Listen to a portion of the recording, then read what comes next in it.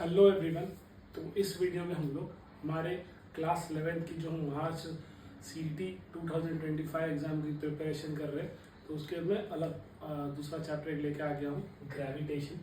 ये चैप्टर अगर आप कर लेते हो तो ये चैप्टर का हेल्प आपको जेई और जेई मेंस और नीट एग्जाम में भी हो जाएगा, क्योंकि वहाँ पर भी ग्रेविटेशन चैप्टर है और क्वेश्चन लगभग सिमिलर ही आता है। ऐसा कुछ नहीं कि टफनेस कुछ ज़्यादा हो जाता है, नहीं। ये चैप्टर के मामले में क्वेश्चन वैसे ही देते हैं। पर यहाँ प्रिपेयर कर रहे हो तो 3 बेनिफिट्स मिलेगा।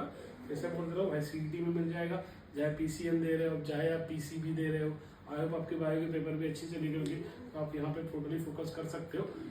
नेक्स्ट आपको जेई मेंस में मिल जाएगा हेल्प और आपको नीट में भी मिल जाएगा, ठीक है। तो ग्रेविटेशन ऑलरेडी ऐसा सब्जेक्ट होता है कि जो हम 10th में भी पढ़ चुके होते हैं, तो बहुत सारी चीज़ें सिमिलर होती है क्लास 11th में भी। आपको बस एक बार गो थ्रू करना है कि हाँ, हमें पता है कि भाई ग्रेविटेशन था नहीं, अब फिर से पढ़ना पड़ेगा। कुछ कुछ ही इंपॉर्टेंट टॉपिक्स है जो आप कर लो तो आपका 1 मार्क यहाँ से CET के लिए कंफर्म हो जाएगा। और जो जेई मेंस और नीट पढ़ रहे हैं भाई, आपके 4-4 मार्क्स हो जाएंगे, ठीक है। तो देखो, जो पहला चीज़ है ग्रेविटेशन, सबसे जो इंपॉर्टेंट चीज़ है भाई, बार बार हर थर्ड फोर्थ ईयर में क्वेश्चन डाल ही देते हैं, वो है न्यूटन्स लॉ ऑफ ग्रेविटेशन के बेसिस पे क्वेश्चन। क्योंकि जो यूनिवर्सल ग्रेविटेशनल कांस्टेंट होता है ना, कभी कभी जब हम भी स्टूडेंट थे तो हमको भी ये जी की वैल्यू पूछी गई थी CET में, जी का यूनिट पूछा गया था, डायमेंशन क्या होता है। तो इसलिए जी को रिलेटेड ये आप जब फॉर्मूला याद लिखोगे GMM/r², जहाँ पे आपको कैपिटल G मतलब यूनिवर्सल ग्रेविटेशनल कांस्टेंट होता है। लॉ में डिविएट नहीं करते बैठूंगा, लॉ आपको भी आता है, कूलम्स लॉ भी सेम ऐसे ही बना हुआ है भाई। तो देख लेना आप, कैपिटल G 6.67 10⁻⁻11, ये बहुत इंपॉर्टेंट चीज़ है, ठीक है। ये और इसकी unit newton metre square kg square, ये भाई एग्जाम में हर दूसरे तीसरे साल इस टॉपिक से, ये तीनों फॉर्मूले में से ये दोनों टॉपिक पे स्पेशली वैल्यू, उसकी यूनिट और उसका डायमेंशन क्वेश्चन आता ही आता है। तो करके जाइए अच्छे से, बात समझ लो। अगला आ जाता है acceleration due to gravity. 10th में भी था, उतना नहीं था, लेकिन था फॉर्मूला ही, और आपके 11th में भी था। दैट इज स्मॉल g, जिसको हम बोलेंगे F/m। F की वैल्यू क्या लिखेंगे, जो Newton law of gravitation, universal law of gravitation का वैल्यू है Gm/r² डिवाइड बाय m। तो स्मॉल m कैंसिल हो जाएगा, इसलिए फॉर्मूला क्या आ गया, Gm/r²। इससे रिलेटेड न्यूमेरिकल भी आता है। क्या याद रखना है यहाँ पे, कैपिटल M मतलब मास ऑफ द अर्थ, वो भी वैल्यू याद रखो, कांस्टेंट है 6 × 10⁻24 kg। फिर वैसे रेडियस 6.4 10⁻6, ठीक है, मीटर। अब ऐसे variation of G due to height हमने पढ़ा है, डेप्थ हमने पढ़ा है, 11th स्टैंडर्ड में डेरिवेशन सॉल्व किए हैं, 11th और 10th में थ्योरी पढ़ी है। तो डेरिवेशंस के फॉर्मूले देखो, अगर हाइट का क्वेश्चन आता है तो ऐसा आता है, GH = G1 - 2h/r। कोई सैटेलाइट अगर अर्थ के ग्रेविटेशनल इन्फ्लुएंस को क्रॉस करके बाहर किसी हाइट पे पहुंच गई है तो उसके लिए लगता है। अब इसी का उल्टा भी होता है, कोई अर्थ के अंदर कोई आ रही है, कोई सैटेलाइट या कोई ऑर्बिट या कोई ऑब्जेक्ट या कुछ भी अर्थ के डेप्थ में जा रही, धीरे धीरे जाते जा रही है, तब क्या होगा रेडियस। तो उसके लिए फॉर्मूला है GD = G1 - d/r, डेप्थ के लिए, ठीक है। तो याद रखो, आप हाइट जैसे बढ़ते जाएगा वैसे ग्रेविटी आपकी क्या होती जाएगी, कम होती जाएगी, बढ़ती जाएगी। बताना मुझे कमेंट। ऐसे देखो, variation in D due to shape of the earth. अब मैंने यहाँ पे पोलार वाला क्यों नहीं लिखा, ड्यू टू पोलार इक्वेटर का वो जो भी है लैटिट्यूड का, इसलिए लिखा कि भाई क्वेश्चन नहीं आता, बहुत इतने साल में नहीं आया है। तो आप लिखेंगे शेप ऑफ द अर्थ का करके जाइए, क्योंकि नीट में भी आपको हेल्पफुल हो जाएगा। तो पोलार पे जो होता है रेडियस कम होता है, इक्वेटर का ज़्यादा होता है इक्वेटर पे, तो इसलिए जो ग्रेविटी की वैल्यू है पोलार पे वो ज़्यादा होती है कंपेयर टू इक्वेटर में। अब ऐसे एक नया टॉपिक है जो आपके 11th में भी नहीं था, 10th में भी नहीं था, लेकिन जेई मेंस और नीट के जगह पे रहता है, इसलिए इसमें इंक्लूड किया गया था। That is gravitational field intensity. किसी ग्रेविटी फील्ड में अगर कोई ऑब्जेक्ट है तो उस पर क्या उसकी फोर्स वैल्यू पड़ रही है, तो वो उसके लिए हम निकालते हैं आई ग्रेविटेशनल फील्ड इंटेंसिटी होता है, that is force by m। तो फोर्स की वैल्यू आपको पता ही हो, Gm/r², और स्मॉल m कैंसिल हो जाएगा, तो इसलिए Gm/r², ग्रेविटेशनल फील्ड इंटेंसिटी। इसी तरह सॉलिड स्फीयर के लिए वैल्यू Gm/r² होती है। सरफेस ऑफ द अर्थ जहाँ पे रेडियस स्मॉल r किसके बराबर हो जाएगी, कैपिटल R की, तब कंडीशन Gm/r²। इसी तरह अगर इनसाइड द अर्थ जा रही है तो Gm/r³ हो जाएगा, ठीक है। तो ये नया नया फॉर्मूला है भाई, जेई मेंस और नीट वाले स्पेशली ध्यान देना, CET में भी ध्यान दे दो। ग्रेविटेशन पोटेंशियल एनर्जी, इसकी खुद की कितनी एनर्जी, कितनी कैपेसिटी है, that is gravitational potential energy अर्थ की। तो Gm/r नेगेटिव है क्या, फोर्स हमेशा अपोजिट टू दैट, तो ये -mgr हो जाएगा। या क्यों, क्योंकि Gm = gr² हमको पता ही है, हम इस Gm की जगह अगर gr² डाल दे तो ऊपर का r² r कैंसिल, इसलिए mgr आ गया। ठीक है। वर्क डन क्या होता है, दैट इज ये एनर्जी है तो उसी के अगेंस्ट जो हम काम कर रहे हैं, तो that is delta U, change in energy, gravitation potential energy, that is GMM 1/r1 minus 1/r2, ऐसे भी लिख सकते हो, कहीं कहीं ये mgh r/r+h किसी हाइट पर है, ठीक है। तो अच्छे से याद रखो ग्रेविटेशन पोटेंशियल एनर्जी। फिर ग्रेविटेशन पोटेंशियल जैसा ये ग्रेविटेशन फील्ड इंटेंसिटी था वही वैसे लगभग होता है capacity of that particular Gm/r, ठीक है। वैसे ही prepare Kepler's third law, Kepler's all three law, मुझे लिखना चाहिए यहाँ पे ऑल थ्री लॉ में क्या क्या आएगा, all the planet revolve around the earth, है ना, around the sun in an elliptical orbit है, where sun is situated one of the foci, the square of time period is directly proportional to cube root of semi major axis, planet sweeps out equal area at equal interval of time. जैसे तीन statement ना, वो तीनों statement पढ़ लेना, तो भाई उसका थर्ड लॉ का ये फॉर्मूला, इस पे न्यूमेरिकल आता है T1/T2 R1/R2 और रेज़ टू पावर 3/2 रहता है, ठीक है। कुछ सा कोई एक रहेगा, मार्स इतनी दूरी पर है तो इसका इतना टाइम है तो वो डिस्टेंस कितने पे रहेगा, हाँ ऐसा रहता है, ठीक है। अब और क्या पढ़ना चाहिए, थियरी में आपको क्या पढ़ना चाहिए, थियरी में आपको सैटेलाइट्स के बारे में पढ़ना चाहिए कि सैटेलाइट जो चीज़ अर्थ के अराउंड घूमते थे सैटेलाइट बोलते हैं। इसके दो टाइप आता है, एक होता है नेचुरल सैटेलाइट, जैसे मून होता है, अब मून को हम तो ना फोर जगह घुमाते हैं तो खुद घूमते रहता है नेचुरली, इसलिए उसको नेचुरल सैटेलाइट बोलते हैं। फिर ऐसे कुछ सैटेलाइट जो हम यहाँ से प्रक्षेपण किया जाता है ताकि वो क्या कर सके, ऑर्बिट में घूमे जा सके, ठीक है। जैसे कि इनसैट 1 भी है, इनसैट 2 भी है, ऐसे सैटेलाइट्स है जो नासा इसरो सब छोड़ते हैं। फिर जियो स्टेशनरी सैटेलाइट जो कम्युनिकेशन पर्पस की वजह से होते हैं, एक पॉइंट से वो स्टेशनरी रहते हैं, है ना, और फिर उसके अराउंड वो फॉर कम्युनिकेशन डेटा इंटरनेट उसके लिए सब रहता है। फिर और ये तो थियरी में अच्छे से पढ़ के जाओ, ठीक है। फिर critical velocity of satellite, critical velocity का हमने 10th में भी देखा था, 11th में भी देखा था, इसमें नेमोसॉन्स भी आते हैं, that velocity so that it can escape earth gravitational influence, cross करके और सर्कल में घूमे हो, है ना, कोई भी सैटेलाइट है, कोई भी लॉन्च व्हीकल जो है, तो उसके लिए जो स्पीड चाहिए होती है उसको हम लोग बोलते हैं ऑर्बिटल स्पीड या क्रिटिकल वेलोसिटी, Gm/r होता है। टाइम पीरियड उसका क्या होता है 2πr√r/Gm, तो ये फॉर्मूला याद रखो उसका time period for critical and orbital velocity जो भी है।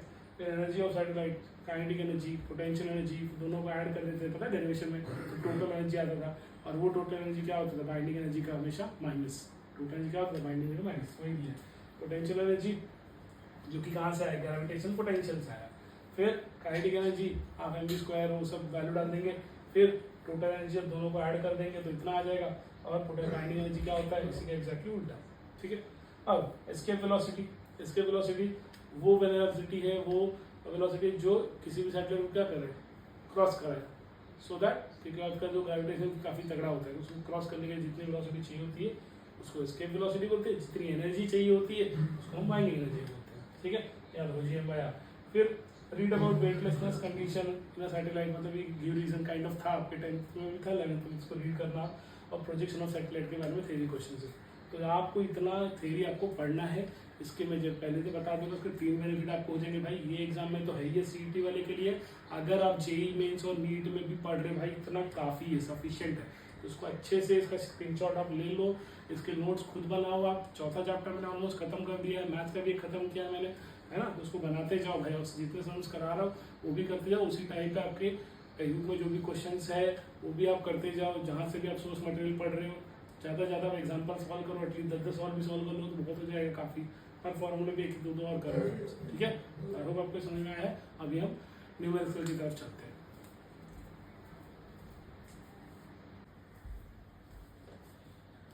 तो देखिए अब हम इसका ग्रेविटेशन का न्यूमेरिकल कर लेते हैं, ठीक है। कुछ टाइप के मैंने न्यूमेरिकल यहाँ पे रखे हैं जो कि आपको ना जेई मेंस में फिर बोल रहा हूँ, और आपके जो नीट एग्जाम है उसके लिए भी यूजफुल होगा ये, ठीक है। कैलकुलेटिव वैल्यू ज़्यादा नहीं पूछा जा रहा है, सीटी का पैटर्न मैंने देखा है बहुत कभी ऐसे जो कि सॉल्विंग पे आ रहे हैं, ज़्यादातर रिलेट कर रहे हैं क्योंकि वो ना नीट से कंपेयर करना चाहते हैं, इसलिए उनका ऐसा रहता है। तो देखो जो पहला क्वेश्चन है ना हमारे MSCT 2023 में आया था, क्या क्वेश्चन है चलो देखते हैं। Time period of simple pendulum on earth surface, time period of simple pendulum, ठीक है। टी इट्स पीरियड बिकम्स कितना xt, ठीक है। When taken to height h, लेकिन वो हाइट कैसा हाइट, h इक्वल्स टू जब r हो, ठीक है, हाइट पे पहुंचा है लेकिन उसकी हाइट इतनी क्यों, अर्थ के रेडियस के बराबर वैसा, above the earth surface, then the value of x will be, उस x की वैल्यू क्या हो जाएगी, ऐसा कोई जो सैटेलाइट है जो टाइम पीरियड है सिंपल पेंडुलम का on earth surface, if its time period becomes xt, कब? जब उसको एक सर्टेन हाइट पे लेके जा रहे हैं, लेकिन वो जो हाइट किसके बराबर हो? कैपिटल R के बराबर हो, ठीक है। तो उस टाइम पे उस x की वैल्यू क्या थी? जब xt एज्यूम कर लिया तो x की वैल्यू का तो निकालना है। तो बेसिकली हमारे पास हाइट है, हाइट से रिलेटेड क्वेश्चन है, तो हमने हाइट का formula GH equal to GR R+h² डाला है, ठीक है। ये हाइट से रिलेटेड क्वेश्चन है, नॉट एल्टीट्यूड वाला, ठीक है, ऐसा वाला नहीं। तो अब इसमें हम क्या करेंगे, क्योंकि हमें कंडीशन क्या दिया है, h इक्वल्स टू r दिया है, तो मैंने यहाँ पे जो h है ना उसकी जगह पे r डाल दिया, तो क्या हो जाएगा? कैपिटल R 2r हो जाएगा, और ऊपर देखो स्क्वायर दिख रहा है, तो मैंने तो पहले r और 2r में से r कैंसिल कर दिया, तो 1/2 का स्क्वायर क्या हो जाएगा? 1/4 हो जाएगा, तो g/4 आ जाएगा। बात समझ रहे हो? कब हुआ ये? जब क्वेश्चन में दिया है कंडीशन की h इक्वल्स टू r, तब मैंने इस h की जगह क्या डाल दिया? r, तो r+r 2r हो गया, तो ऊपर का r नीचे का r कैंसिल, 1/2 का स्क्वायर क्या हो गया? 1/4, ठीक। तो यहाँ से मेरे को एक चीज पता चल गई, g/r, ठीक है, वो ग्रेविटी शिफ्ट जो इस xt की वजह से हुई। अब t1 के लिए पहला सिंपल का टाइम पीरियड करा 2πL/g, अब दूसरे के लिए क्या हो जाएगा? जब ये g कितनी हो जाएगी? g/4, तब टाइम पीरियड क्या? जब g थी खाली तब ये टाइम पीरियड था, जब g/4 हो गई तब ये टाइम पीरियड हो गया, बराबर। तो उसके लिए जो 4 कहाँ गया? ऊपर गया, तो 4L/g हो गया। आई होप आपको समझ में आ रहा है, यहाँ पे g की वजह से चेंज हो, 2 टाइम पीरियड हो गए, ठीक है। अब t2 जो है ये 2π है, 2π है, 4L था ना, 4L, तो 4 का स्क्वायर रूट क्या होगा? 2, तो बाहर 2 आ जाएगा, L/g ऐसे ही बचा। लेकिन आप देख सकते हो ये जो 2πL/g है ये किसके बराबर है? t1 के ना, तो यहाँ t2 में मैं 2πL/g की जगह क्या लिख सकता हूँ? t1 लिख सकता हूँ ना, तो मैंने यहाँ पे t1 लिख दिया। बात समझ रहे हो? तो इसलिए t2 किसके बराबर हो गया? 2tm, और t1 की वैल्यू हमने क्या ली थी? xt ली थी ना, यहाँ देखो क्वेश्चन में xt है, तो इसलिए ये t से कंपेयर हो जाएगा, तो बचेगा क्या? x का कंपेयर किससे होगा? 2 से, तो इसलिए x की वैल्यू क्या आ गई? 2, तो ये हमारे ऑप्शन में करेक्ट आंसर होगा बी। बात समझा? आई होप आपको समझ में आ गया। अब इसी की बात देखो, क्वेश्चन नंबर 2, ये MSCET 2022 में आया है, ठीक है। तो यहाँ क्या दिया है? Satellite revolves around a planet very close to its surface, by what maximum factor it can kinetic energy can be increase suddenly such that it revolves in orbit in same way. अगर वो planet के very close revolve कर रहा है surface पे, तो ऐसे उसकी काइनेटिक में क्या बदलाव किया जाए ताकि वो ऑर्बिट में भी सेम तरीके से रिवॉल्व करे? तो इसके लिए 1.5 टाइम्स या √2 टाइम्स या 2 टाइम्स या 3 टाइम्स। तो देखते हैं, for a satellite moving in close orbit to planets कितना होता है उसका mv², जो कि ऑर्बिटल भी है, जिसको सेंट्रीपिटल भी बोलते हैं एक तरह से। mv²/r किसके बराबर होता है? जो वेट उसको बैलेंस करते हैं, mg। तो mm कैंसिल, तो v²r क्या हो जाएगा? g, है ना। ऐसे करके ये आगे किया गया है, ठीक है। ये m कैंसल, v² है तो कैपिटल R कहाँ गया? g के पास, तो इसलिए g कैपिटल R। बात समझ रहे हो? अब एस्केप स्पीड ऑफ सैटेलाइट क्या होगा? ये हमें पता है 2gr होता है, तो अगर मैं इसका स्क्वायर कर दूं ताकि रूट हट जाए, तो v² किसके बराबर हो जाएगा? 2gr। और मुझे पता है काइनेटिक एनर्जी क्या होता है, हमें पता है mv² होता है। तो काइनेटिक एनर्जी एस्केप के लिए जो किया है, एस्केप के लिए किया है तो हाफ mv², और नॉर्मल वाला mv² कितना था? वो हाफ mv² लिख दिया। लेकिन हमें पता है इस mm को मैं कैंसिल कर दूं, हाफ को कैंसिल कर दूं, v² की वैल्यू कितनी आएगी? 2gr, है ना। और इस v² की वैल्यू क्या है? gr, तो gr कैंसिल, तो बचा क्या? 2। तो फैक्टर क्या आ गया? वो काइनेटिक एनर्जी का 2। बात समझ रहे हो? कब? जब उसको ऑर्बिट में भी उसी तरह से घूमने दिया जाए जैसे वो ऊपर घूम रहा था, near the surface of the अर्थ। बात समझा? यहाँ का चेंज हमने यहाँ पे काइनेटिक एनर्जी का रेशियो ले लिया, escape to the normal kinetic energy. Normal kinetic energy escape का क्या था? v² की हाफ m कैंसिल, v² की वैल्यू क्या निकाली हमने? 2gr, जो कि एस्केप वेलोसिटी की स्पीड है, और ऐसे वाली gr है, gr कैंसिल, इसलिए 2 है। अब अगला देखो, लेट gh एंड gd, जो कि CET 2015 में आया है, ये शायद से आपके टेक्स्ट बुक का सॉल्व एग्जांपल है, ऐसा कंडीशन आपके टेक्स्ट बुक में भी है। लेट gh एंड gd भी acceleration due to gravity at height h above the surface of the earth, and gd भी डेप्थ, gd जो हमने पढ़ा भी थ्योरी में। इफ gh और gd दोनों बराबर हो जाए, ठीक है, then relation between h and d क्या होगा? जब gh और gd डेप्थ और हाइट दोनों की ग्रेविटी सेम हो जाए, उस कंडीशन पे h और d में क्या रिलेशन है, वही निकालना है। आपके टेक्स्ट बुक का सॉल्व एग्जांपल ही है। तो acceleration due to gravity at height हमें पता है 1 - 2h/r है, वैसे gd का 1 - d/r है ना, g आगे मल्टीप्लाई है ये।